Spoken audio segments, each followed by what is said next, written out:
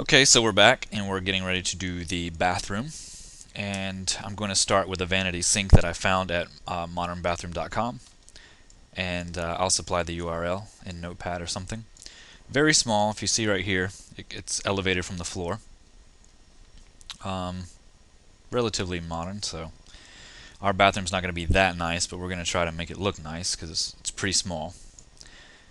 Um, the height of this thing, installed height to top of counter is approximately 30 inches, and to the top of the sink is 36 inches. So that's from the floor up. So we want to measure that off. And the cabinet size relatively is small. The width is 30 inches. The depth front to back is 20 inches. So, and the height without the sink is 20.5 inches. So let's set up all this stuff in Max. What I want to do is actually come in here and reuse some stuff. So I'm going to open this entire group. I'm going to select this bed lamp and open it, and this little thing right here, I'm going to open that, and to get to this bedside table. Alright, I'm going to shift drag out a copy.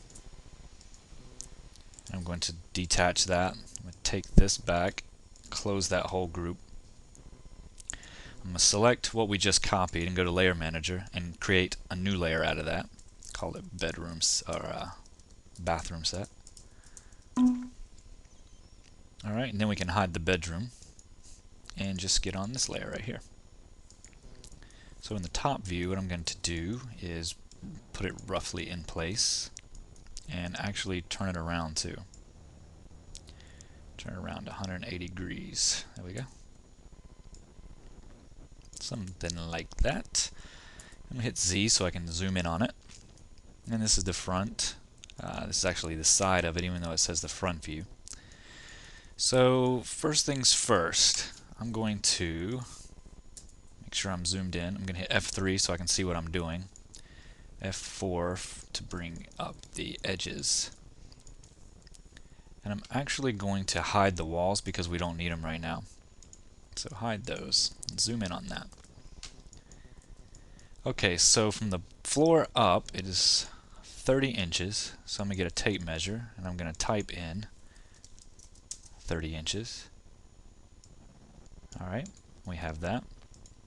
I'm going to bring this up to that point. Here we go. Alright. And I'm going to open this group and take these legs and just delete them because we don't need those.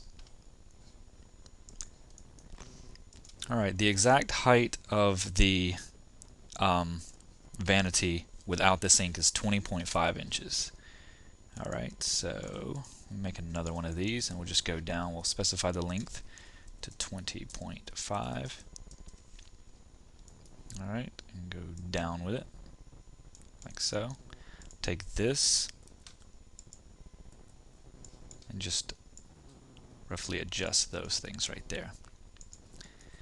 The depth is going to be 20 inches. So I'll just take this tape measure and delete it and just create a new one. We'll specify the length 20 inches this way. Reselect that, take these vertices, pull them over. Now we have that. And then the actual width of this is going to be 30 inches. So let's type in that. And we have that actually spot on, 30 inches. Alright, so that's it right there. Now what we're going to do is take our door, or our drawer, whatever, kind of put it there. And we want this to actually be roughly halfway. So I'm just going to put it about right here.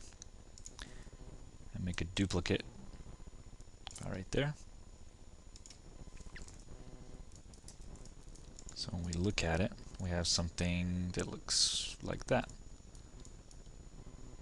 And we can probably stand to center the pivot here and bring that up a tad. There we go. Alright, I'm actually going to delete the group node off of it. Alright, I'm actually delete that tape measure that's just sitting out there in space. Now what I'm going to do is hit F3, and then I'm going to go into where my kitchen set is and unhide that. I'm going to go over here, and with one of these drawer groups I'm going to open it and take this handle and shift drag out a copy, detach it, select the door again, close that group, and then with this new handle I'm going to go back to my bathroom layer and just click on that to add it to that layer so I can hide the kitchen set. Okay, I'm going to bring that all the way over here into the bathroom and turn that around 180 degrees. So it's nice to be able to reuse stuff that we've already done already, saving time. Okay, so let's put this roughly into place. We're going to have to scale this up a little bit. As you see, it's a little bit longer than what we have.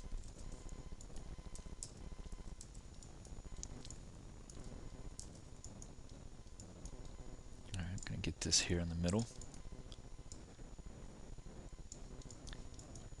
And the handle actually seems about the right size. It's just a little too short. So let's actually open this group up. And take this and just adjust the vertices to go a little bit further. And then move that into place. Something like that looks pretty good. Alright, then we can just come in here and select the small little cylinders that are holding the handle into place and move those into place, even those, and then close that group. F3, zoom in on it.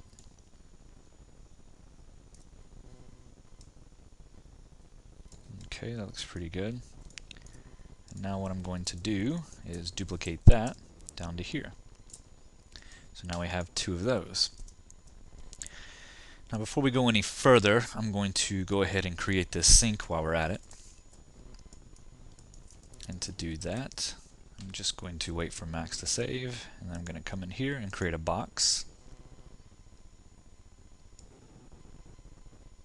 Something like that. Give it a little height. And you know, I'm actually going to delete that, and I'm going to create a cone instead. So let's create a cone. And give it a little bit like that. I'll bring it into place. With angle snap on, let's just do 45 degrees. Alright. You'll notice down here in perspective how this is kind of like diagonal now. And what we're going to do is go all the way over here to this little hammer icon and go to Reset Transform and Reset Selected. Now that makes it correct. So let's put this up here. We know that this is going to actually be only 6 inches tall. So let's say 6 inches in height. And I don't think it tells you what the sink is. No. But I think it's relatively square. So let's just let's go to the top view here.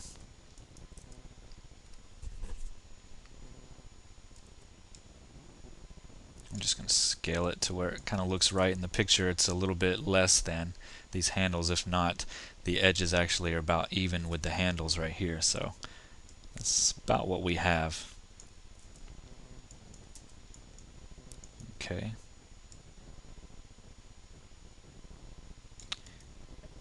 And to make sure that this is actually, I'll convert this to an editable poly. And to make sure this is actually 6 inches, I'm going to take a tape measure and measure up. Let's just scale it up like so.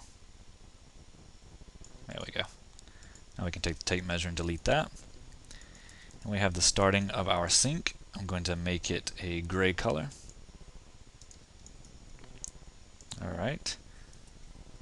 And we didn't really need all of those segments right there.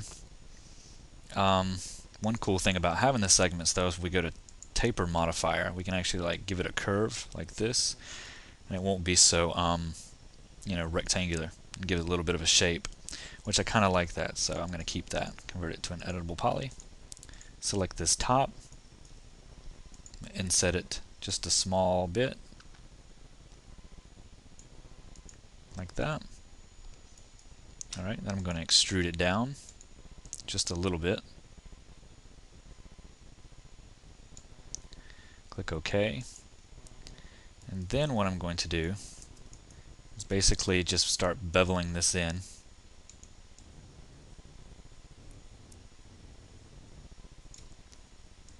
About the same way all the way down. Just adjusting the outline amount as I go.